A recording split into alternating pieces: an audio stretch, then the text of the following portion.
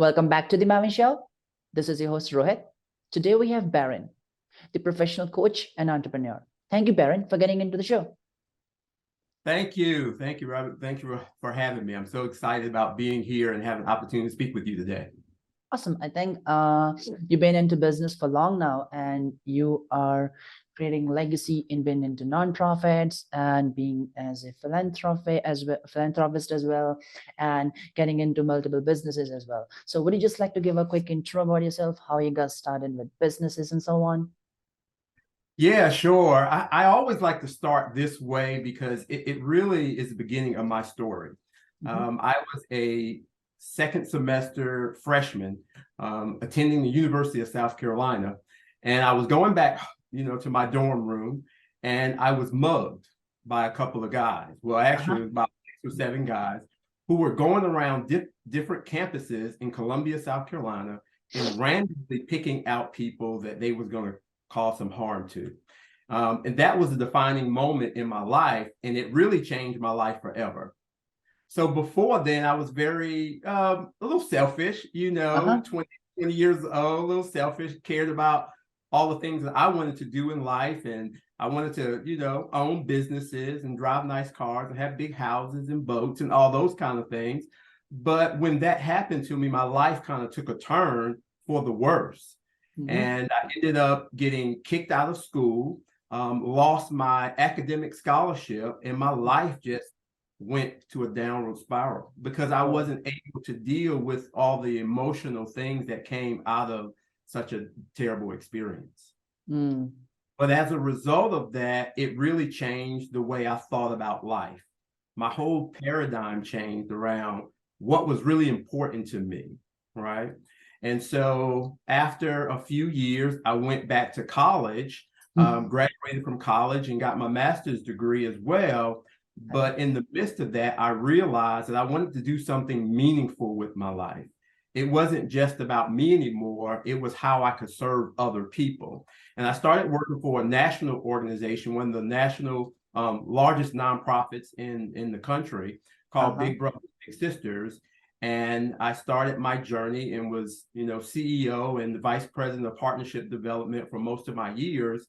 And it was just a great opportunity for me to kind of fill that void of business, because I worked with a lot of corporations, a lot of CEOs, a lot of different businesses, as well as other nonprofits, hospitals, universities, and all of those things. But I also knew the other side of me, because I'm a third generational entrepreneur. I wanted to also do some entrepreneurship stuff as well. Awesome. And I think so you've been into business for long, started as in a company, corporations, and a VP, and got the experience from there. And then at this point, real. Yeah, and then I started, but I became a consultant. I remember my very first consulting job, and someone asked me to do a training, and I was thinking maybe they'll pay me $50 for this training that I was going to do, a statewide. People were coming all over the place, and I was like, man, this is going to be awesome. And she said, I'll pay you $500. I was like, $500? Are you kidding me? Train people to tell people about something that I like to talk about. And there, I was just excited that people will actually pay to hear me train them and talk to them about different things. So that was really the beginning of my kind of entrepreneurship journey. And I just remember saying, man, if I could do it one time, I can do it over and over again. Develop a business. It was, at the time, it was called Lotus Consulting. And we work with a lot of different companies as a consultant. And then later on, I became a professional coach with the International Coaching Federation. And now today, we have multiple businesses. We have a business called the Business of Life Coaching and Consulting. We also have an event company. We provide corporate events for different companies and also individuals. We also have a business, a travel business. I am an ambassador with Airbnb. So Airbnb pays me to help coach and consult with other Airbnb, which is pretty cool. And we have, multiple properties ourselves. And also we have a business called Survivor Friendly, who we partner with a good friend of ours. And it's we provide durable medical equipment to breast cancer survivors. And we have 6 different locations. Now I keep on forgetting about our latest edition across the state of North Carolina that's really making a difference in the lives of women who have been diagnosed with breast cancer. That's real. That's cool. That's helpful. Awesome. So yeah, tell me something into entrepreneurship now. Like being as an entrepreneur, it's real roller coaster ride as well. Just a couple of few things like how to be and how to stay humble, be grateful, and be philanthropic to other people, and how being as an entrepreneur help others and themselves as well, and how, because being as an entrepreneur, like you are serving other people's lives as well. You have people working for you, so you are fulfilling them. So how these things work, like, what viewpoint do we have for this? Yeah, that's a great question, because when you think about business, and we know that business, and you're a business owner, so you can work long hours, right? I mean, 12, 15-hour days, and it just never stops. But you do have to take time to recognize that it really is a blessing and a gift for you to be able to do what you do. But it's also important that you give back to others, because even in your position and my position, people are looking to us for information and advice and motivation and inspiration, and we have to be able to do that for them. And so as a entrepreneur and business owner, you have to set a plan. Just like you do your business plan, you also have to set your philanthropic or your plan to give back to others. And that's very important. In the corporate world, we call it corporate responsibility, right? There's a responsibility that corporations have to make sure that people who are less fortunate provide opportunities and resources for them as well. That's real. And that's the impact to economy, society, Yeah, and that's how the whole circle work. Awesome. So people don't realize that nonprofits, there are tens of millions and millions of people who work for nonprofit organizations. Those are people, I mean, hospitals and universities are nonprofits. People just think of maybe like organizations that maybe give to the poor, but there's so many different nonprofits that make up a huge sector in our economy. Yeah, that's real. Yeah. Awesome. So tell me one more thing, like having a purpose, like having a purposeful life and having a purpose in the life. And is it worth living without a purpose? Oh, that's an interesting question. I can tell you, having a purpose in life is needed, right? You have to have a purpose, but this is interesting, right? When you were in school, you went to the university and college, all of that. When you were in elementary or middle school, did you have a class about purpose? Probably not, right? Yeah. When you get to high school or even college, there's no classes about purpose. You're taking all of these, hours of credits for so many different things, and then you leave college and you really and still don't know what your purpose is, right? And so you're trying to find out what I'm going to do in life. When I grow up, and you're like 35 years old, still trying to figure out what you're going to do in life. And so purpose is something that you really have to go seeking after, right? Sometimes it may come to you based on an event that happens. For me, that's how it happened. I had this kind of catastrophic event. I got mugged and realized that I needed to do something different with my life. And and that became my purpose. So what I did was start working with young people, just like this young man who hurt me. I started working with young people like that. And so it's important for people to find out or discover what their purpose is. And I have one of my business partners, we help people kind of find what their purpose is in 15 minutes. And a lot of times purpose is found out, you have to target a group, right, that you really care about. There's a group that keeps you up at night, that you think about all the time. How can I invest in this particular group, right? And then you have pain that's associated with it, that people group. So what is the pain maybe that you've experienced in your life, like I shared, that will start shaping what that purpose is? And then you also look at your your gifting, your talent, right? And you're like, how can I use my gift and my talent to help these people that I really want to? And then you kind of discover what your purpose is through that process. And I think, is there a quick process who is just looking to find a purpose? Like, so everyone has I think in everyone's life, everyone has the turning point. I also have at the turning point when I got failed at my school at 1+, and that's the thing which changed everything into me as well. And I thought, man, this is nothing, like I have to go on with my life anymore at the age of 16. 15, you can say. That's the one thing only. So how should the person should consider like a path to find a purpose and his sweet way? A good place to start is go volunteer somewhere. If a lot of businesses provide opportunities for their employees to go volunteer and they pay for it. And you would be surprised at how you can find your purpose when you're out there volunteering. Maybe it's mentoring a child.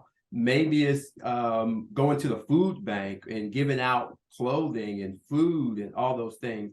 Maybe it's going to a hospital and just serving people who are sick. There's so many different opportunities that you can volunteer at, giving away meals and all of those things. And in that process of you volunteering, sometimes it just kind of hits you like, wow, I really loved it. This felt different than other things that I've been doing, right? And now I want to invest more time into that because I see this could start aligning to what my purpose really is. Awesome. Outside of the entrepreneurship and the business that you're in. Yeah, I think having a purpose is important. It's real. Yes, absolutely. Cool. So tell me like one more thing, like in general, what motivation people have in life, like to do something, to achieve something, to get into something. So what motivation they have in general? Yeah, people have different, we talk about intrinsic motivations and external motivations, and people are motivated differently. In my role at work, especially even as a coach, I have to find out, especially when a company hires me, I have to find out what's the kind of motivations for their employees, right? I have a degree in industrial psychology. And so when I go into a company, they want me to help them find out, why are my employees not working at a high level? Why are they not motivated? What are some of the challenges that they're having? And some of the things that we found out, it's the lack of opportunities, because a lot of times people want more opportunities to grow and develop as people. And you can be working at a job and it's not fulfilling. You just kind of going through the motions every day. But one of those things that motivate people is an opportunity to grow and develop. And that's why companies who have robust training programs really do well, and they can maintain employees a lot longer than those who don't. So in other ways to be motivated, just think about the things that you like. Now, some people are motivated by money. I like money. I don't have no problem with money. Yeah. But that's not my number one motivator, right? And some people are motivated by raises and bonuses, and that's perfectly fine too. You just have to kind of know what motivates you and not be afraid to really talk about it, and just because it may not be what motivates other people, what motivates you is really what motivates you. That's real. That's cool. Yeah. Awesome. So, like being into entrepreneurship and even impacting others or doing something for society and working for economy, tell me like how to create a legacy to inspire others, to be a role model for upcoming 10 years or upcoming centuries and so on. So how does these things going to work, Yeah. I love talking about legacy. And I don't care what age you are.